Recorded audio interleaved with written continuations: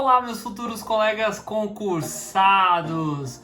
Vocês sabiam que até pouco tempo atrás era indispensável um defensor público se manter inscrito nos quadros da Ordem dos Advogados do Brasil? Eu sou o professor Werner Henk e eu vou falar sobre esse assunto especificamente hoje nesse vídeo. Então fica comigo até o final.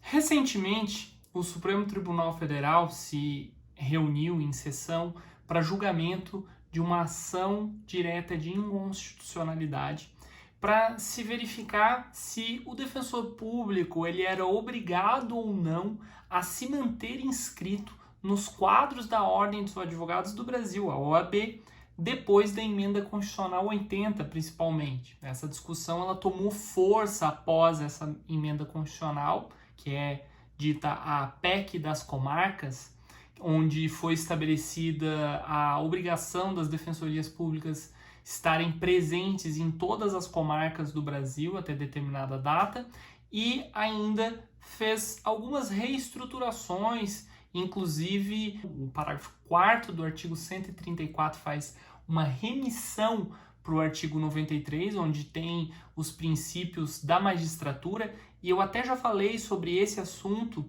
quando eu fiz o vídeo sobre atividade jurídica. Eu vou deixar aqui no card para vocês também poderem acessar esse vídeo da atividade jurídica.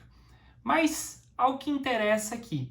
Hoje, o Supremo Tribunal Federal tem já uma maioria no sentido de que o defensor público não é obrigado a se manter inscrito nos quadros da Ordem dos Advogados do Brasil quando ele está exercendo a sua atividade.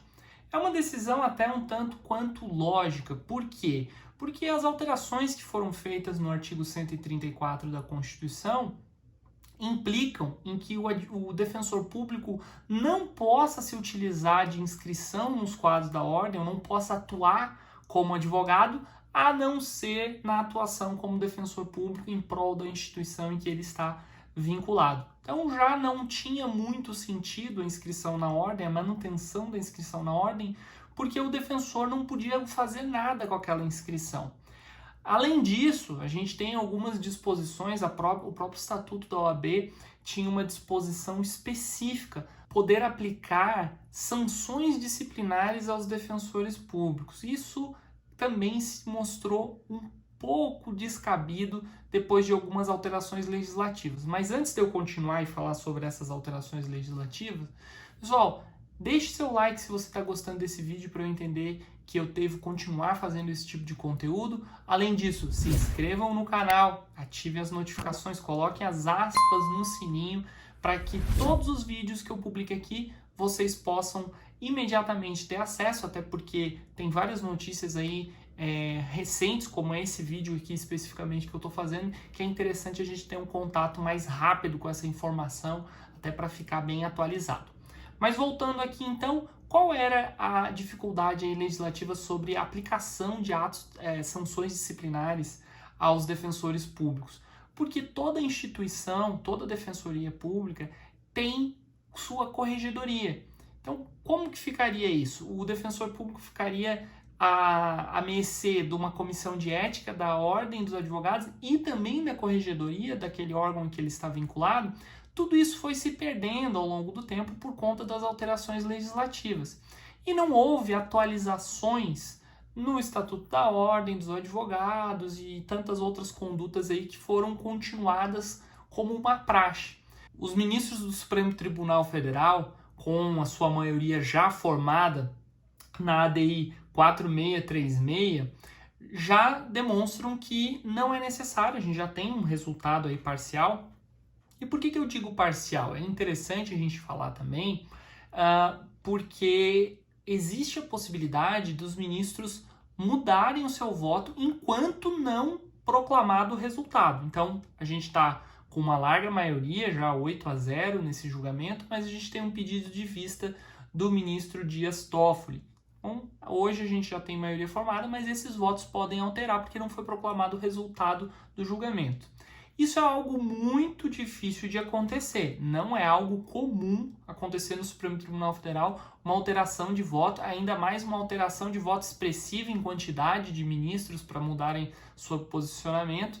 Então hoje a gente tem uma certa tranquilidade em dizer que não é necessária a inscrição na ordem. Eu, inclusive, não sou mais inscrito nos quadros da Ordem dos Advogados do Brasil, até por conta de acreditar realmente que o defensor público ele tem a sua capacidade processual aí já no momento da sua posse, decorre da posse no seu cargo público, e é diferente de outros cargos, especificamente como procurador, que tem a possibilidade de advogar, mesmo estando empregado, mesmo sendo procurador de Estado, então tem uma certa diferenciação aí, mas eu acredito que todas as carreiras que têm uma exclusividade, que não podem atuar por fora, né, não podem fazer uma atividade particular com a sua inscrição na ordem, também deveriam ter esse mesmo tratamento, assim como os defensores públicos agora passam a ter, segundo esse entendimento que vem se firmando no Supremo Tribunal Federal.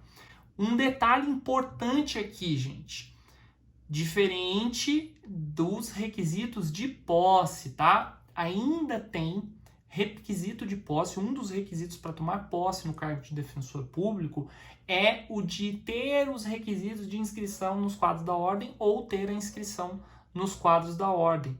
Isso é um requisito para a posse, mas não um requisito para o exercício. Esse requisito ainda não foi julgado, ainda não foi levado para os tribunais para realmente verificar se é necessário, mas provavelmente essa deve ser a próxima barreira, independentemente da comprovação da atividade jurídica, gente. É diferente o requisito da posse, a comprovação da atividade jurídica aí também.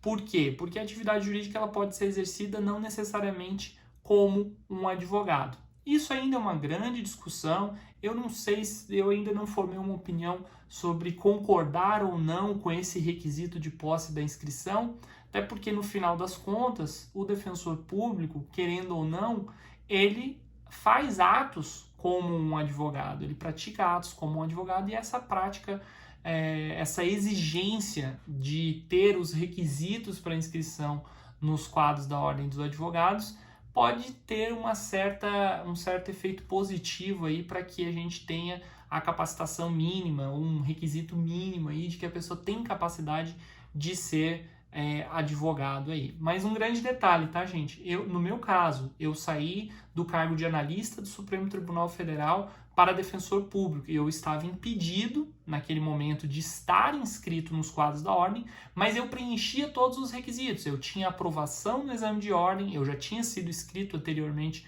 nos quadros da ordem, então eu demonstrei esses requisitos ao defensor público geral da Defensoria Pública do Distrito Federal para demonstrar que eu teria capacidade de inscrição. E na primeira oportunidade eu fiz a minha inscrição nos quadros da ordem. Na verdade, comprovei que eu havia solicitado a minha inscrição nos quadros da ordem quando tomei posse para defensor público, mas continuei como advogado por um bom tempo depois de ter tomado posse, e aí recentemente eu pedi o cancelamento da minha inscrição. Hoje eu tenho a minha inscrição na OAB do Distrito Federal cancelada exatamente por conta de acreditar nessa tese. Beleza, pessoal? Então, por hoje é isso, e eu tenho certeza que vocês vão gostar de um desses vídeos aqui que estão aparecendo na tela. Então, clica aí e assista também, que vai fazer vocês chegarem mais perto da vaga de concurso de vocês. Até mais, bora assombrar o examinador!